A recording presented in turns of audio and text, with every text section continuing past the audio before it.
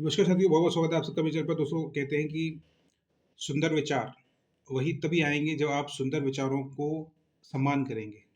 और जब आप विचारों को सम्मान करेंगे, किसी के विचारों को सम्मान करेंगे, और सबसे बड़ी बात होती है कि शिक्षित और सुंदर विचार, वो सब चीज़ें आती हैं आपके परिश्रम से। जब आप परिश्रम करेंगे, आप मेहनत करेंगे, आप देखेंगे कि आपकी निडरता जो होती है, आपके स्वभाव में से झलकेगी।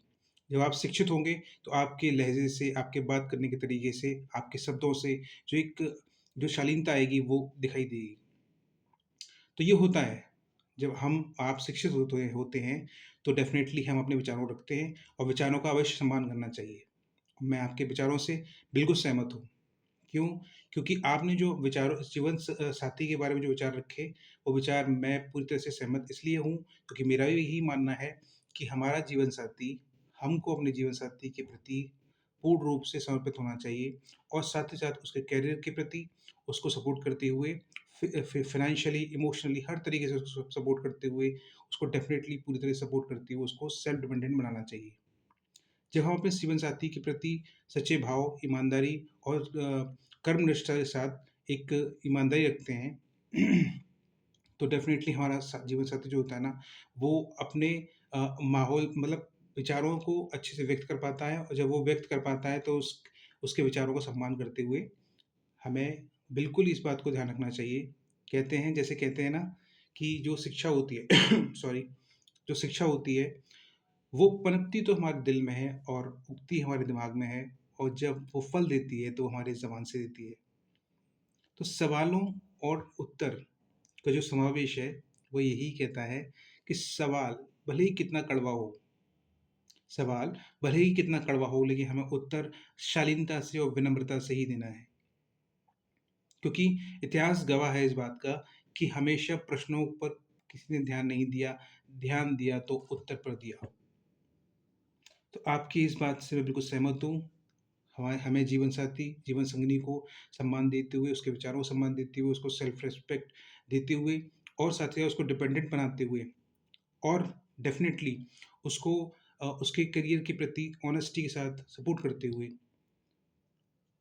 ये जो विचार हैं, वो सब उसके परिश्रम से आते हैं, और परिश्रम जो होता है ना, वो डेफ़िनेटली हमें टाइम टू टाइम अपनी मेहनत करते हुए, आगे बढ़ते हुए, और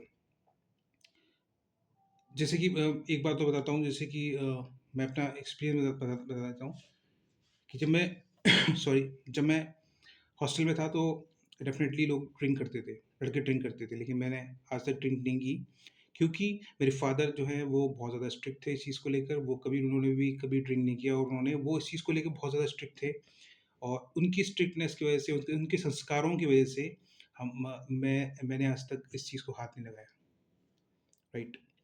हाँ, जब मेरी संगत दोस्त जब यार आपस में पीते थे, तो मुझे बेसिकली क्या है कि एक जब संस्कार बन जाते हैं, जब वो फैमिली में वो सारी बातें होती हैं, इस तरह से जो आपको संस्कार दिए जाते हैं, विचार किए जाते हैं, तो डेफ़िनेटली आपके माइंड में कहीं न कहीं वो चीज़ बैठ जाती है कि ये चीज़ गलत है, ये चीज़ सही है। तो जब हम प्रैक्टिकल लाइफ़ में एंट्री करते हैं, तो जिस तरह से आपने कहा कि कमल कीचड़ में उगता है, तो वो बात बिल्कुल सही है। संस्कार जो होते हैं, वो इतने अच्छे होते हैं कि जो हमारी संगत होती है, उसकी रंगत हम पे नहीं चढ़ पाती है, क्योंकि आपके संस्कार इतने स्ट्रॉन्ग होते हैं। संस्कारों की वजह से अगर गलत संगत भी होगी, तो उसकी रंगत हमारे ऊपर नहीं चढ़ पाएगी। तो यही सब चीज़ें होती हैं, वो संस्कार पे डिपेंड करती हैं। हमारी फैमिली के द्वारा दिए गए संस्कार जो होते हैं ना, तो मैंने आज तक कोई सिगरेट नहीं, कोई ड्रिंक नहीं, कभी कुछ नहीं, इस तरह की हरकतें, मतलब इस तरह की चीज़, सोच-विचार मेरे दिल में, दिमाग में कभी नहीं आते हैं। क्यों? क्योंकि हमारे जो संस्कार हैं, वो उस तरह से डेवलप किए गए हैं। Thank you so much. जय हिंद, जय भारत। खुश रहिए, मुस्कुराते रहिए, और अपना काम करते रहिए। अच्छे से पढ़ाई कीजिए, ईमानदारी से पढ़ाई कीजिए, अपने सपनों को पूरा कीजिए। मैं आपके साथ हूँ, डेफ़िनेटली मैं आपके साथ हूँ, और फुल सपोर्ट करते हुए मैं आपको जो है यही बोलता हूँ कि अपना काम कीजिए, अच्छे से मेहनत कीजिए, ईमानदारी से पढ़ाई कीजिए, समय का सदुपयोग कीजिए, और जीवन में कुछ कर दिखाइए। बिल्कुल आप करके दिखाएँगे, आपसे पूरी उम्मीद है। Thank you so much. जय हिंद, जय भारत।